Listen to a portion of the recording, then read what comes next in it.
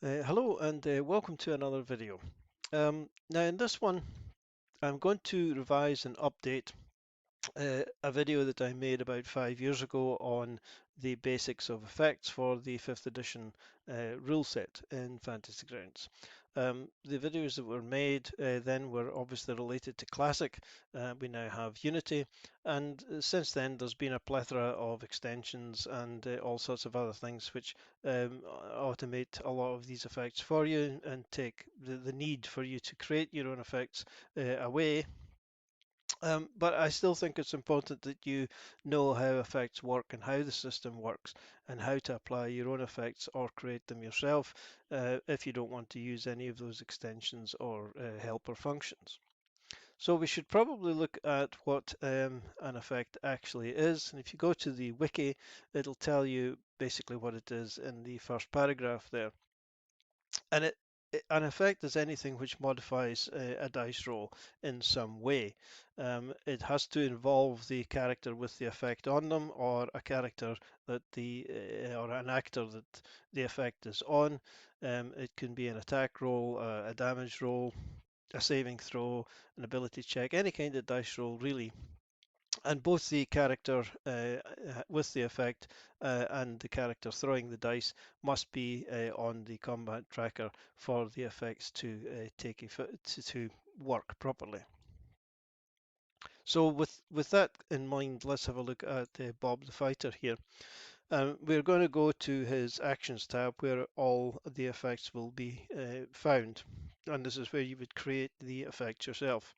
And we go to this little button here, which is to add a power.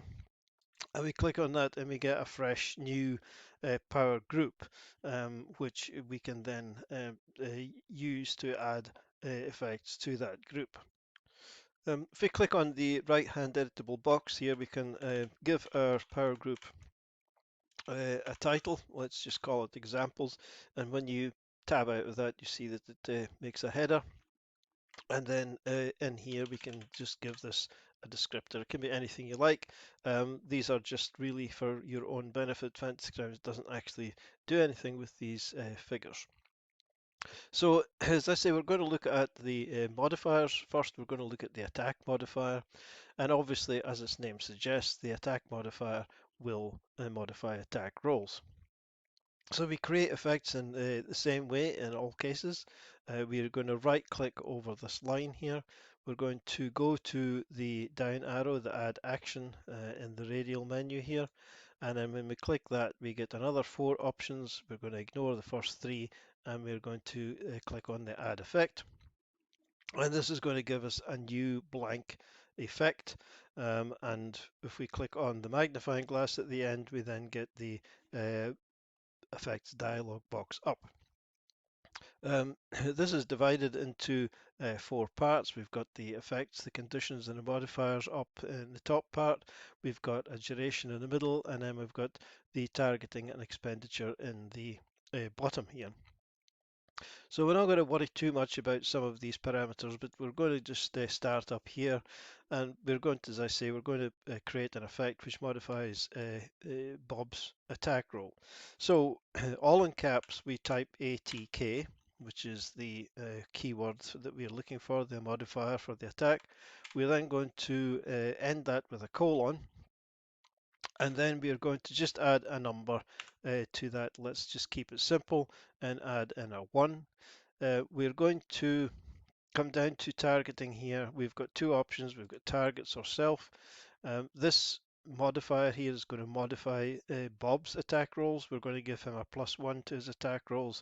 So we must make sure that the effect is being applied to Bob and not to any targets that he has. So we're going to change the targeting here to self. And then we're going to just close that off, and we've got this attack roll, or the effect is now added into our examples power group. Now, as we said in the introduction, Bob has to be on the combat tracker for all of this to work. So we've got the combat tracker here, and we've got a giant spider. So we're going to drag Bob into the combat tracker so that everything will work. And then we're going to apply the effect by clicking on this running man icon here. And as you can see, the effects has been applied. It shows this is the DM screen, obviously, but it should show on the player screen as well. And we see that the effect has been added in, and it tells us that in the combat tracker.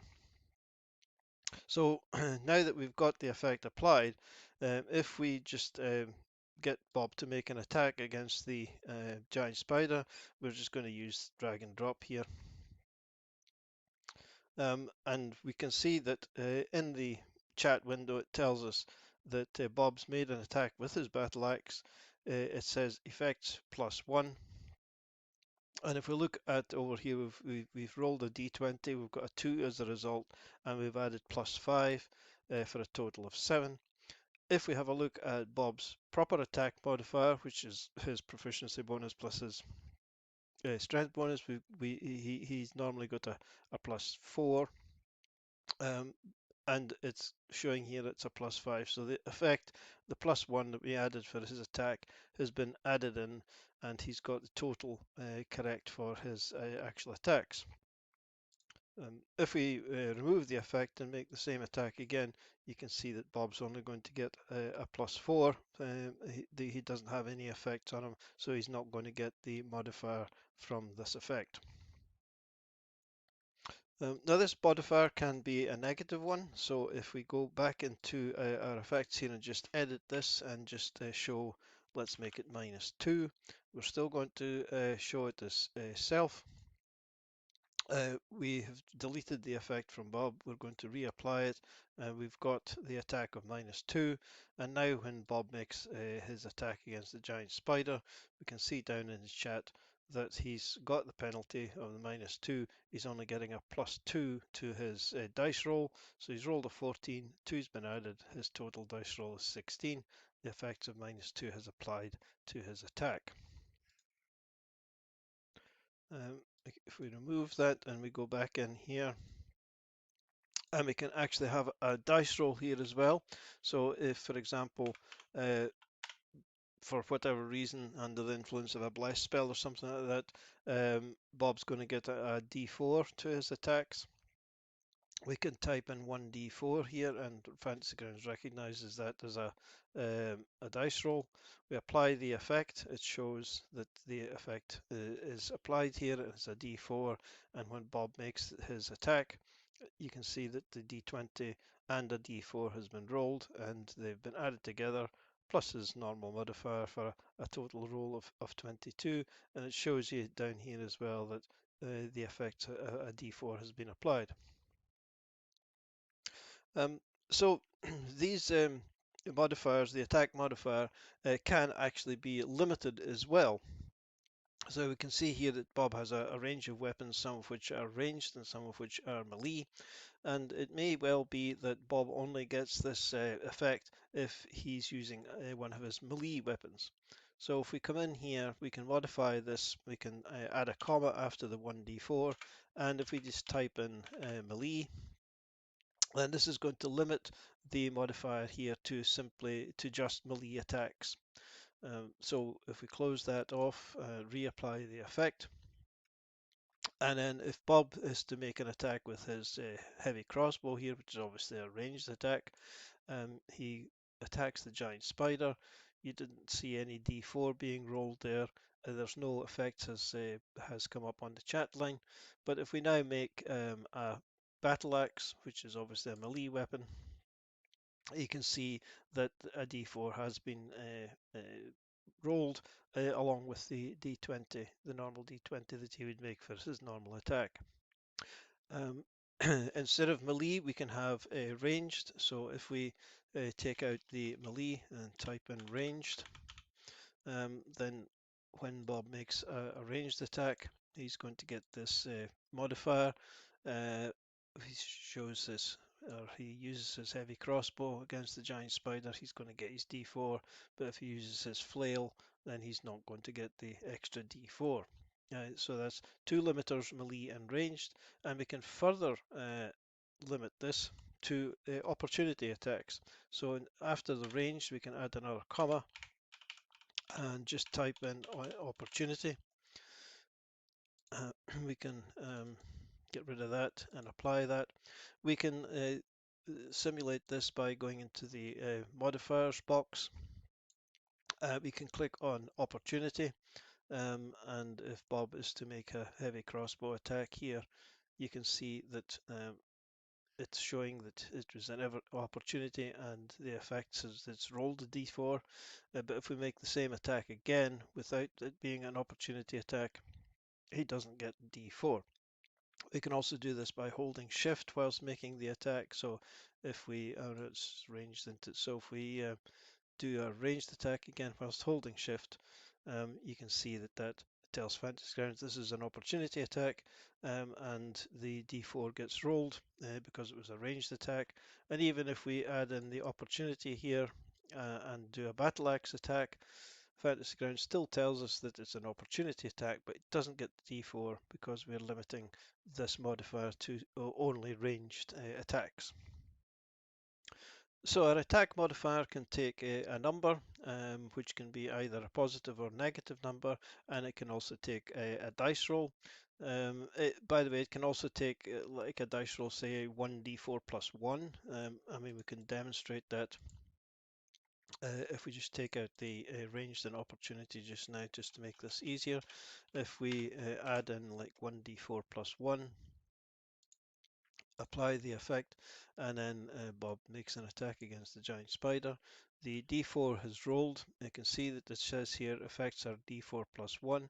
Obviously here's the d4 which has been rolled there.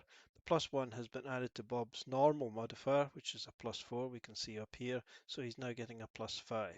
So you're not limited to just simple dice strings. It can be a more complex dice string as well as negative or positive numbers, and negative dice rolls as well will also work. But in addition to that, you've also got modifiers, or you can modify the attack dice roll by using PC tags, and you can see a list of the PC tags which are available on the wiki, and we'll go through one or two of these now. So if we wanted, for example, if Bob was to get some kind of bonus to his attack roll, which was based on his intelligence modifier, then we can modify the attack roll, or we can add that in by using square brackets. We open the square brackets, and then if it's intelligence, we just type in int, all caps, and close the square brackets. Make sure you have square brackets and not curly brackets. And if we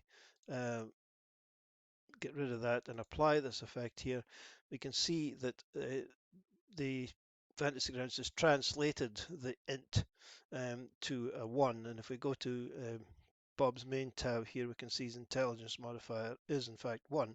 So it's going to apply a 1 point bonus to any attack rolls. So if he does that, then there it is. And you can also, of course, modify these to melee as well, or ranged, any of the other things that we discussed before. It will apply the effect only to melee attacks. So in this case, if we give him a range or make a ranged attack, we don't get any effects. But if he makes a melee attack, then he will get his +1 because we've limited it to melee. So that's one of the parameters that we can use. If we come back in here, we'll get rid of the melee. If we change this int, maybe Bob's going to get an attack roll which is based on his level. So that's LVL is his level. And again, if we just apply this effect, we can see that Fantasy Grounds has translated that to a 3, and Bob is a level 3 fighter, so that's correct, and it's going to give him a bonus of 3 to any attack rolls that he makes in this case. We can also limit this level here to half, or any of the other tags. So we could have a half int, for example. We just put an h in before the tag that we want to use. So in this case, we made it half level. If we get rid of that and apply that, we see that it's now changed that to a 1 because it's always rounded down. So he's now got a bonus of 1 to his attack roll, which is equal to half his level. And we can also limit this, for example, to supposing Bob was a multi-class. We can limit this to his fighter level. So if we type in all caps fighter into this box here between the square brackets, get rid of that and change that, we can see we're now getting a bonus of 3. And we can also, of course, change that to half level as well. So if we go to that and change the fighter to half fighter, when we apply that, we're getting an attack of 1 again. So if Bob was, let's say, a level 3 fighter and a level 4 wizard or something like that, then you can use that effect to limit the bonus that he's getting to the attack modifier to just that part of his character. So he's not going to get the 4 levels of wizard. He's only going to get the 3 bonus that he has in fighter. And the last one that's available is the proficiency bonus. So that is PRF. Um, and that gives Bob, this is going to give Bob a bonus to his attack rolls based on his proficiency. So we get rid of that and we apply that. You can see that it's changed this to attack 2. If we go to here, we can see that Bob's proficiency is indeed +2. And of course, we can have half proficiency as well by placing an H below or before the PRF.